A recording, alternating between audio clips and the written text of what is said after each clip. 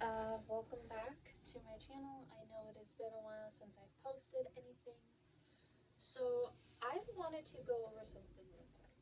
I wear a lot of the clothes that I make out in the daily world, at work, and I get asked a lot. More like I get those compliments of, oh, that's really cool.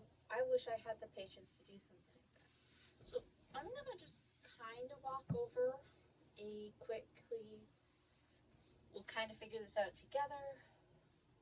Simple, easy skirt that anyone can make. So I'm about to say a lot.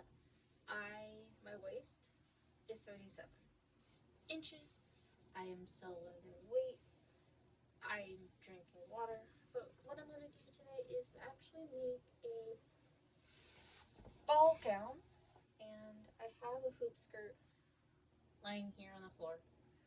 So what I'm gonna do first is I'm gonna measure the length. I know, well, the width this way.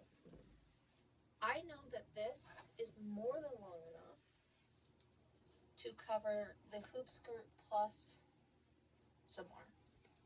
So this weighs about like 56 inches.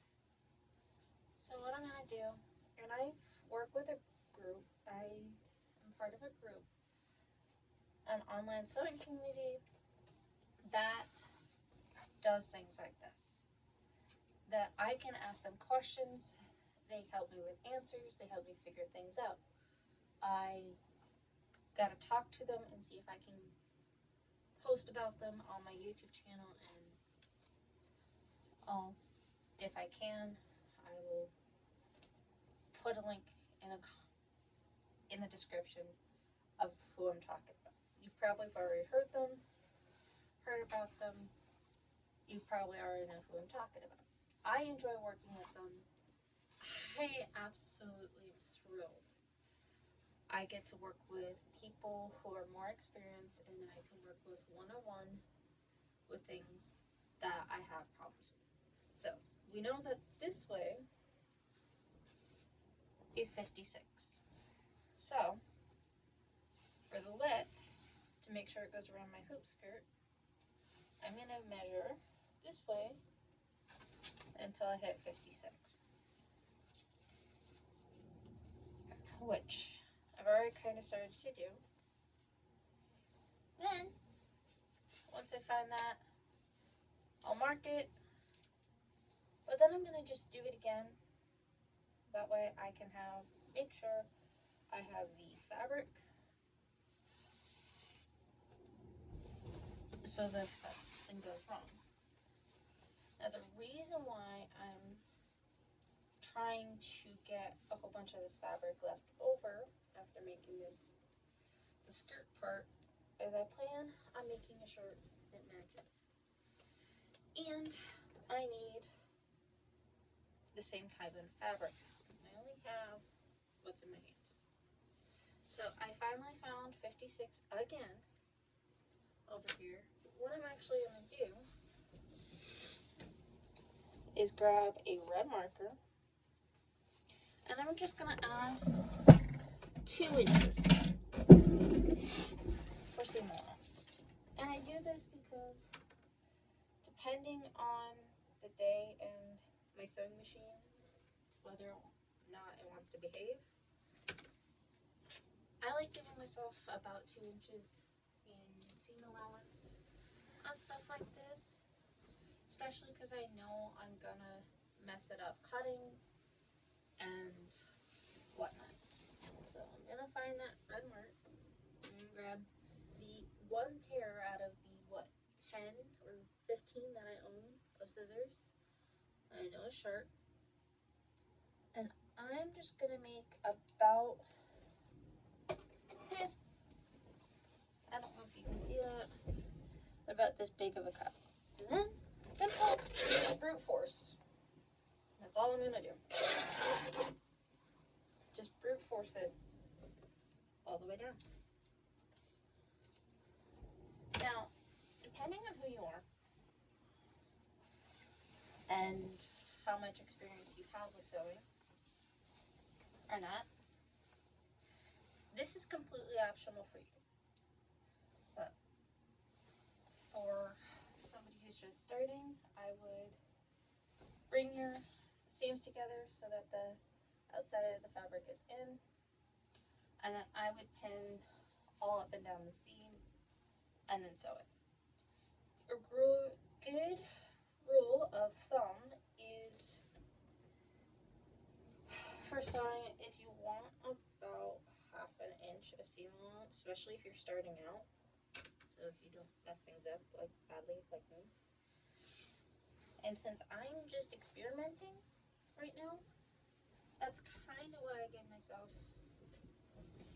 2 inches of extra room to play with. So I'm just going to move you over here real quick.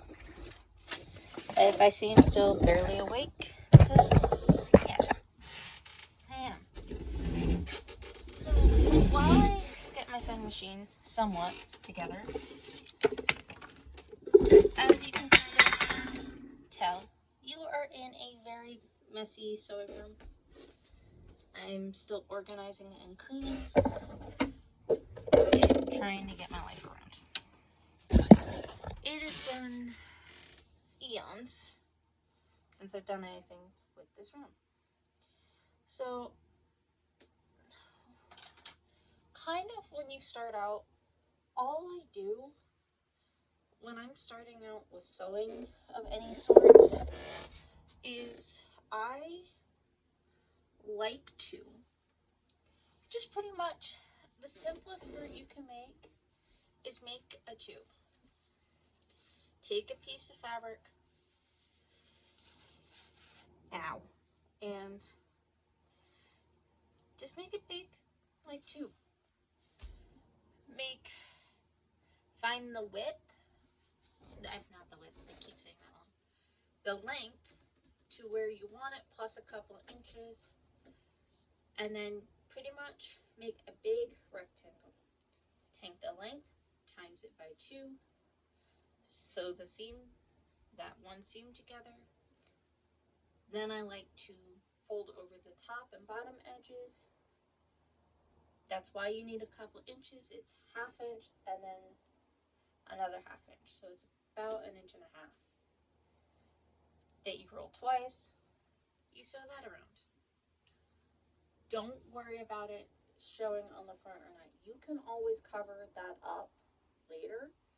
I tend to not care about whether or not it's going to show on the outside or not, because, well, I'm me and I'm not lazy, I just don't care a lot about what people think.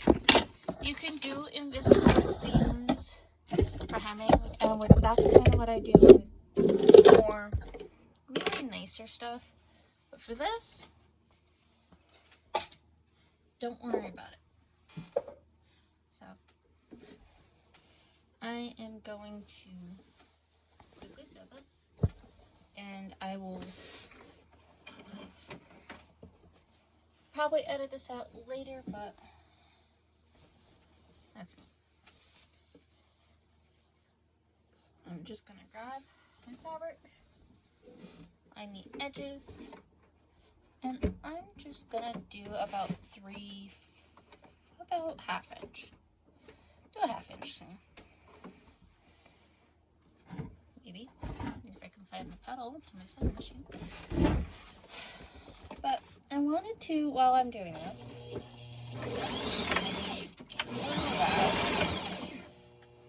but what I wanted to talk about while we did this, or while I do this, is the fact that everybody has this pretty much this thought, this misconception, that they can't do something, or that they don't have the patience to do something. I say I can't. I can. I just don't have the patience to. Only because I'm the type of person who needs change every once in a while. That's why sewing's better for me, because I can make something quick. I've had years of practice. I make it quickly, or I'll set the project that I'm in the middle of working on, go and do something else. And because I just set stuff down, I'm oftentimes, when I'm cleaning out a box, I pick up something and be like, what was this? But when I do stuff like that, when I make projects like that, I make it a very basic, kind of simple, something I've made before. Thing. Now, I do a lot of historical costumes. No, I am not a historical reenactor. I would love to be, but because I was homeschooled, I get a lot of,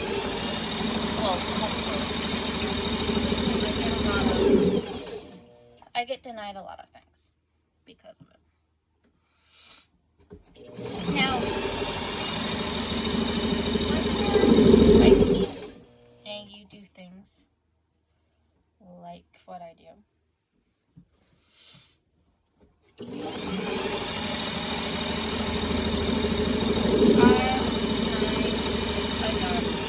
that I really, really wanted, because I had quite a couple things. They're like, well, you have to have a certification that you've had at least 2 years of history and sewing. So I just gave up. Oh, I didn't give up. I'm trying to see if I can't somehow get the certification so that I could do something like this. So now that I've had my C, so now the fun part. All I have to do at this point, see, it's just a big rectangle. All I have to do is take one side of the rectangle and bring it down to my waist. That is it. And the way I'm going to do that, I'm actually going to do this side, sorry I play with the side a lot, is I am literally just going to, you can do elastic if you want. I'm past elastic, but if you do elastic, you want to do the 1/2 inch like we talked about, but then you want to do the width of your elastic plus a little bit. So you kind of want an edge like this when you do elastic. So that's what I'm calling like 1/2 inch. It's probably a little bit more, but that's what I mean. You want to do that, and then you want to do that. So all I did was I took this, I folded it over again, and just sewed down it with a sewing machine. That's all you have to do for her. Yeah, it will show on the outside here. But as I said, you can always cover that up with anything. When I decide to cover up a seam like that, I take, well, I don't have it here. I take something that I like, piece of jewelry or something, and epoxy glue. That is it. That's all I do. And everybody tells me that, well, oh, it looks so nice. I wish I could do something like that. You can. You just gotta do it. I don't know how to explain it any better than you just have to do it. I can't. I'm pretty sure if the members of the group I'm talking about are watching this are probably laughing at me and telling me that it's more complicated than that. Whatever, guys. It's just what I do. You are more than free to torment yourselves in your own life.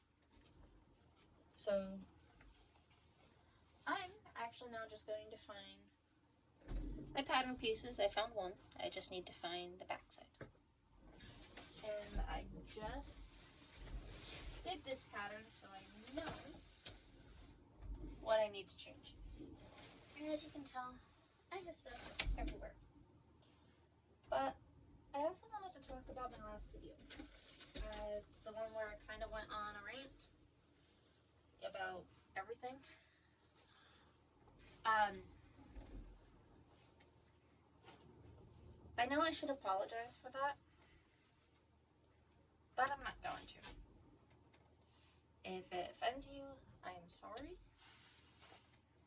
that you are offended by it.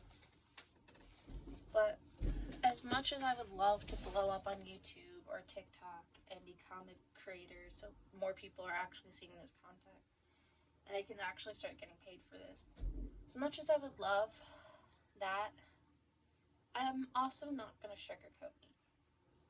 I'm who I am because I don't sugarcoat anything. A, because I don't want to. B, because it's stupid. And 3,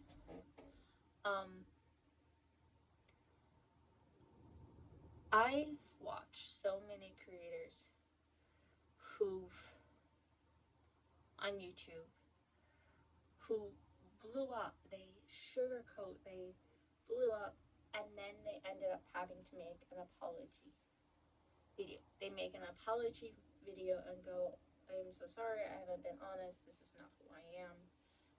And then they fall off the face of YouTube.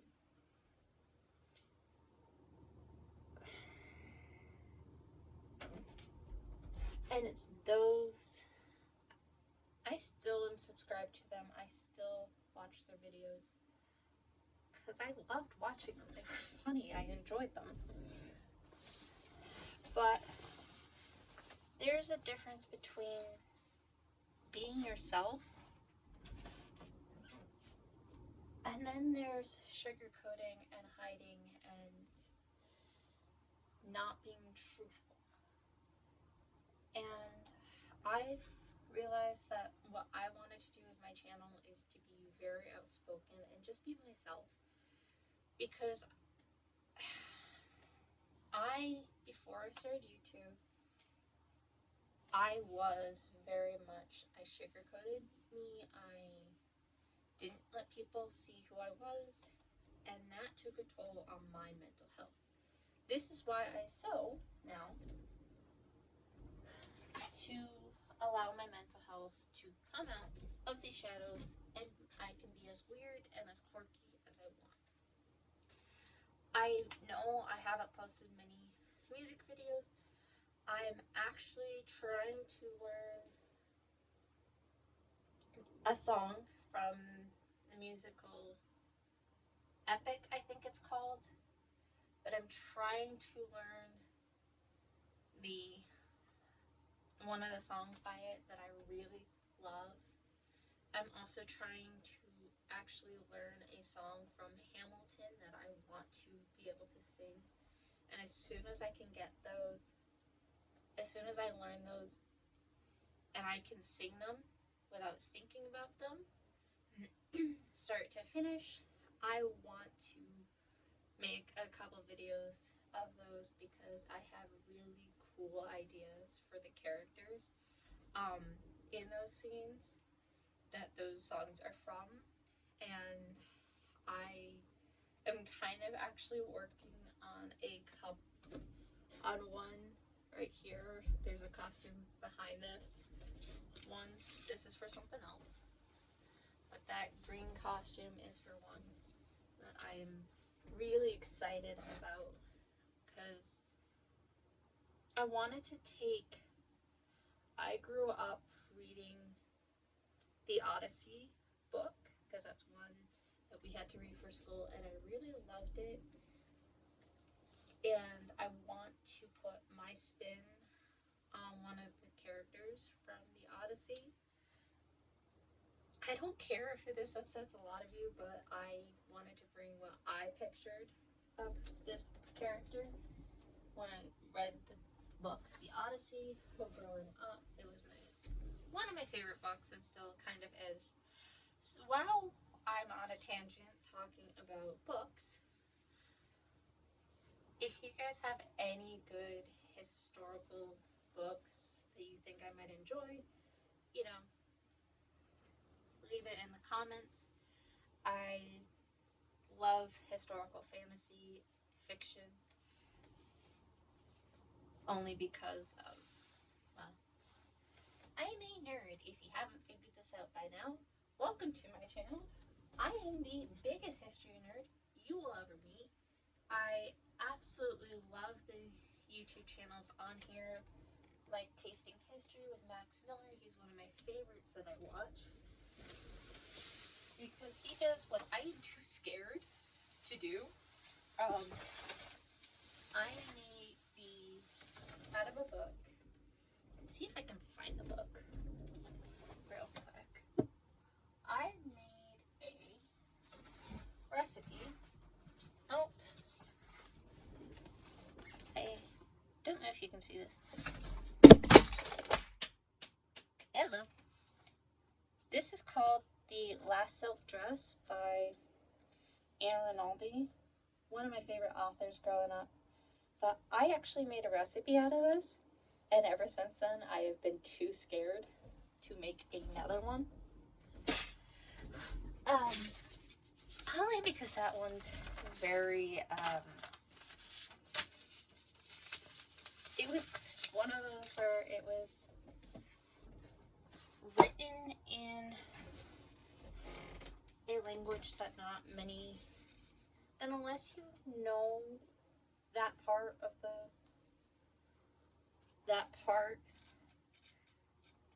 that you won't be able to understand the language. A lot of people make fun of it, which I just kind of disrespectful for me, frankly. But I really enjoy his videos because he takes the time to he'll read about a recipe in a book or something like that, and then he takes the time to actually find recipes from that time period. And if you could give him a shout out, in more of a way, or get my video to him so he can notice. But Max Miller, if you do see this, I absolutely adore you, and I challenge you to make sour soup from the Civil War era. I challenge you to make it, try it, and eat the whole thing. I always say this because I loved your Titanic series. I would really love you to make more Civil War era recipes and medieval. I also want to see you do a couple more like Tudor era recipes. I absolutely adore your videos. I am terrified, and I hopefully will soon be able to grab your cookbook and make some of them, because I am terrified of what I'm going to try when I do them. Also, I wanted to talk about, while I have you guys, I want to talk to you about Sam and Colby's recent video. The one they were at Doll Island. Did any of you notice, not Doll Island, where they were with Project Fear, did any of you notice where the girl, I can't remember her name, is sitting in the hallway with all the cells, and she keeps looking down to the end of the hallway like something was beckoning her to go down that way? Did you guys notice the thing with the face?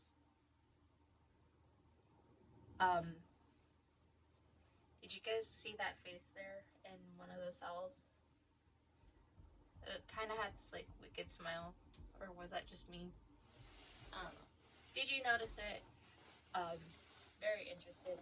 And Sam and Colby, you guys are jerks, by the way. Just saying that. Scaring the poor girl like that after she was already terrified. Love your guys' videos, but guys, you are a jerk. Something. But yeah. And I think it was Doll Island. There was definitely something there. I don't know if it was the thing that they were trying to call, but there was something there. I'm not exactly sure what it was because I was not feeling well, so I didn't tap in like I normally do during my videos. But I would be interested, and I'm hoping you guys would do this, is if you guys got together with the Meta Sidekicks, if Sam and Colby, the Meta Sidekicks, and Chris Collins, Call Me Chris, and Selena, Spooky Boo, all got together and did an entire series together. That would be awesome. Just the 6 of them getting together and doing a freaking haunted series. That would be absolutely insane. Just going, yeah. You guys need to do an entire series together. That would be absolutely fire. Because it would be so interesting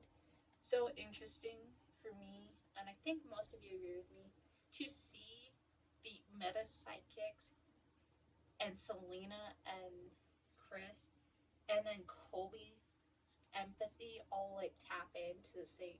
Just it would be cool to see them do a ghost investigation, but have all of their like mediumships and psychic abilities all in pretty much a powder keg room together. Would be absolutely insane. So yeah, there's not much to skirts, by the way. The reason why I'm looking lost is because I'm trying to find something in my entire room. I think what I'm gonna do, because it's already really, really, really long, and this video is too, I am going to try and find a bias tape that's a little wider than this. It's about like this wide or more, about inch, 2 inch, maybe about 4 inches. That's what I'm trying to do. And I am going to just pleat the skirt down. Yes, I have a kitty cat in the background. This is my cat. Say hi, buddy, in the comments there, guys. Let him know that he's famous. But while we're here, I kind of want to show you some of the things I've made using this pattern. That is actually the simple pattern, very easy. Well, first off is this. This is going to be a Civil War era gown. It's for an online sewing competition. I'm not going to say what it is because it is not done. Other things I've made recently with the same sort of pattern is this. You can't tell because it's all collapsed. But this is a dress that I bought through, the dress that I bought, the capes on it. But this is one of those store ball gowns that I made that you find. And then I just used this, I took it apart because it didn't fit well. And see if I can, it didn't fit well. So I cut it apart and remade it. I've added fabric to it. I did what I needed to get it to fit me. I added some pieces, fabric to it to make it not just fit, but to go over an actual hoop skirt. It had a stiff, what's the word, tulle under it that kind of helped keep the skirt out. Because it doesn't have it anymore, I need to make it so we go over a hoop skirt. And the same sort of concept that I used for that skirt, I've also used for other things. Like, here's one. This is not done by any means, but this, same thing as that orange skirt that I'm working on. Not done, very much needs a lot of help, but that's just things that you learn as you make fabrics, skirts. Like, I know with this one, I want to pin part of the skirt up kind of like this to kind of show the layers, because I was trying to make a variation of one of these skirts which you can buy. It is a airy skirt, and I might have figured out how to do this recently, but I wanted to keep the shape that I always use, which are these ball gowns. It's very simple to make those types of gowns, skirts. Literally all I do is I take a piece of fabric, like this one. This one's a good example. All I did was the same thing. I sewed one side, and now all I have to do is take care of the top, turn it inside out, hem it, and see if it will fit as a skirt. It's literally the shape that I do. Just a big rectangle, and then pleat it, do whatever you want to get it down to your waist measurement. It is also helpful when you go and make something like this to find your waist measurement. And I'll go into that later on different videos. But guys, it is not that hard to make a skirt. I'm still trying to figure out how to make a top, a shirt. And so I'm not gonna tell you because I don't even know how to make a shirt yet. I'm still fussing with some ideas. But guys, just because you see somebody and you're like, oh, I can never do that, know that you probably could. It just takes practice and time, and it just takes a little bit of encouragement. You guys can make any of the things that I make. You can make any of these dresses that I make. It is so easy and so simple that just because you see me wear something, no, I did not make my outfit. Just because you see me wearing something, yes, I have, nearly 20 years of sewing, but I've also, in about those 20 years of sewing, I have also tried so many different patterns.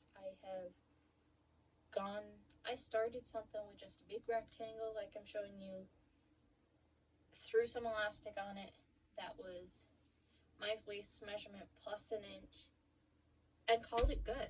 That's all I've done for years. And I just started branching out into things like pleats and ruffles and darts and other ways to make those skirts.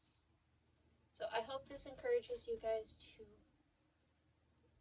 if you want to start a project that you seen somebody do that you think you can't do. Maybe this encourage you guys to just try.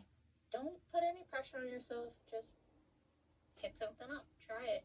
If it doesn't get done, okay, so what? Put it down, pick it up in a few years. But as always, guys, be brave, be beautiful, be bold, be proud, and I'll see you guys hopefully soon.